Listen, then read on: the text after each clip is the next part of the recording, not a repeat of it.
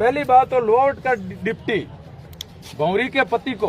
ये कहता है कि ये आपके गोत्र की बात है, ये डाकों की बात है, आप ढाका ढाका बैठ करके निपट लो। तो पहली बात तो ये इस डिप्टी की गैर जिम्मेदार और ये कायराना बयान है, गैर जिम्मेदार बयान है। दूसरी बात, आप कह रहे हो कि ढाका के अंदर इतना कौन पावरफुल आदमी जो इस बात को दबा रहा है, तो मेरे को लग रहा है कि आपका इशारा कहीं ना कहीं पब्बा राम जी की तरफ जाता है। तो एक चीज मैं और भी कहना चाहूंगा, यदि लोअर्ट का डिप्टी ये बयान देता है, भंवरी के पति को ये कहता है कि आप ढाका ढाका बैठ करके निपट लो, आपके गोत्र का मामला है, तो मैं ये समझता हूं कि फड़ौदी के विधायक पब्बा राम जी को अब खुल करके सामने आना चाहिए, उनको स्टैंड लेना चाहिए और उनको बाकायदे ये कहना चाहिए कि आपने ये गोत्रवाद की बात किस आधार पर की,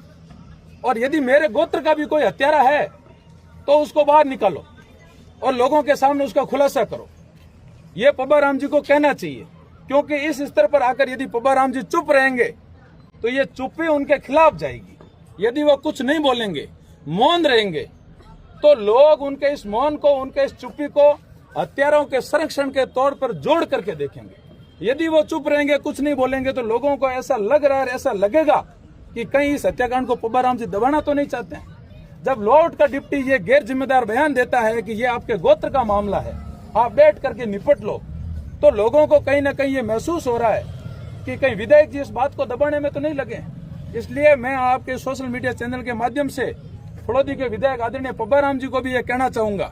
इस डिप्टी का बयान गैर जिम्मेदार है और ऐसा गैर जिम्मेदार बयान होने के बाद में आपको स्टैंड लेना चाहिए, आपको एसआईटी से मिलना चाहिए, आपको इस डिप्टी के बयान के ऊपर कार्रवाई करनी चाहिए। और यदि डिप्टी वास्तविकता में सही है और कोई हत्यारा इनकी गोत्र से है तो उसका पटाक्षेप होना चाहिए, खुलासा होना चाहिए। और यदि नहीं है और डिप्टी इस आग के अंदर घी डालने का काम कर रहा है, फूट डालने का काम कर रहा है, इस आंदोलन को तोड़ने का काम कर रहा है, तो ऐसे गैर जिम्मेदार व्यक्तियों को मैं कहता हूं कि बर्खास्त करना चाहिए।